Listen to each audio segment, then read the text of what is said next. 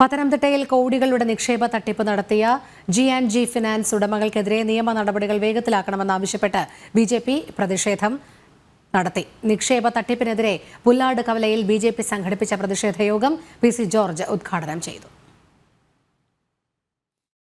G&G finance ഉടമകൾക്കെതിരെ നിയമ നടപടികൾ വേഗത്തിലാക്കണം, നിക്ഷേപകർക്ക് പണം തിരികെ ലഭിക്കണം, ഇതിനാവശ്യമായ നടപടികൾ അധികൃതർ കൈക്കൊള്ളണം തുടങ്ങിയ ആവശ്യങ്ങൾ ഉന്നയിച്ചായിരുന്നു ബിജെപിയുടെ പ്രതിഷേധം. പുല്ലാട് കവലയിൽ നടത്തിയ പ്രതിഷേധ യോഗം PC ജോർജ് ഉദ്ഘാടനം ചെയ്തു. ഞാൻ അന്വേഷിച്ചപ്പോൾ ഇവിടുത്തെ LDF-ന്റെ UDF-ന്റെ നേതാക്കന്മാർക്കൊക്കെ ഇതിനകത്ത് കമ്മീഷനുണ്ട്. അതിനകത്ത് ഏറ്റവും സങ്കടം എന്താണെന്ന് വെച്ചാൽ CPM-ന്റെ ലോക്കൽ സെക്രട്ടറി പറഞ്ഞായിട്ട് ഞാൻ കേട്ടുകൊണ്ടിരിക്കുക.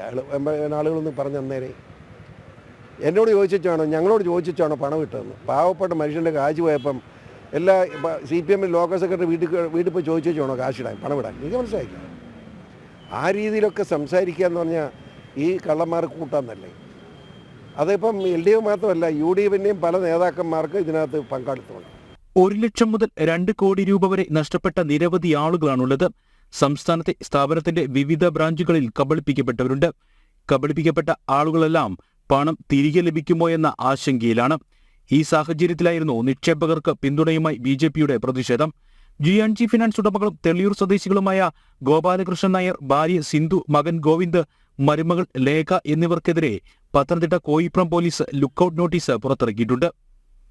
ജനം, പത്തനംതിട്ട.